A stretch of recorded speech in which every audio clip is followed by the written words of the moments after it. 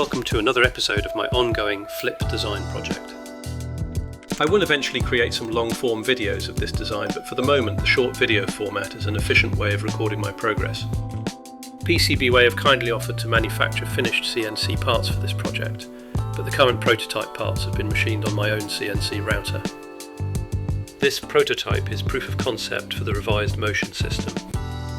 The dual Z gantry has independent stepper motors to allow for Z tilt. I am quite pleased how the 2-point Z tilt is working. It provides a reasonable tolerance on a small number of attempts. Likewise, the cantilevered gantry design allows for good coverage of the build plate for the bed mesh construction. This prototype has had zero tuning to date and needs much more tweaking to optimise the belt tension on all axes. Due to the Z tilt keeping the X gantry perpendicular and the overall cover of the probe, the first layer is usually pretty good. I am pleased with the pre-tuned print tests. As you will see, there is clearly quite a lot of ringing, but the overall layer construction is fairly clean. The ringing is more prevalent on the Y-axis.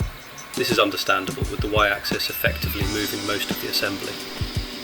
I suppose a bed slinger would have been a much easier design, but I would not have achieved the same build-to-product footprint ratio as this crane-like kinetic. This articulated Y-axis design is also the main reason that the hot end assembly and X gantry can be folded away within the printer.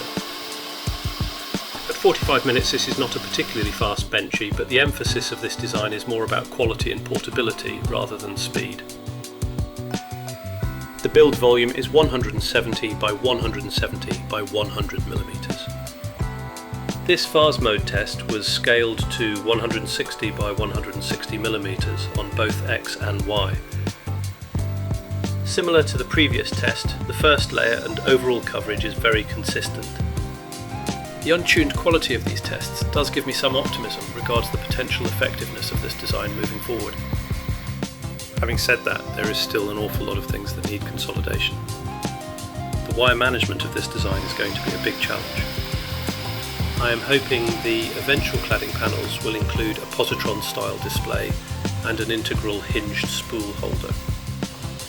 I am not definitely sure at this moment that I can store a PSU power brick within the product footprint itself. I may have to create further tricky CNC parts to replace some of the extruded frame. You can clearly see the ringing on this sample, but I do not think resolving this issue is unsurmountable. A big thanks to LDO Motors and PCBWay for supporting this endeavour, and as always, thanks for watching.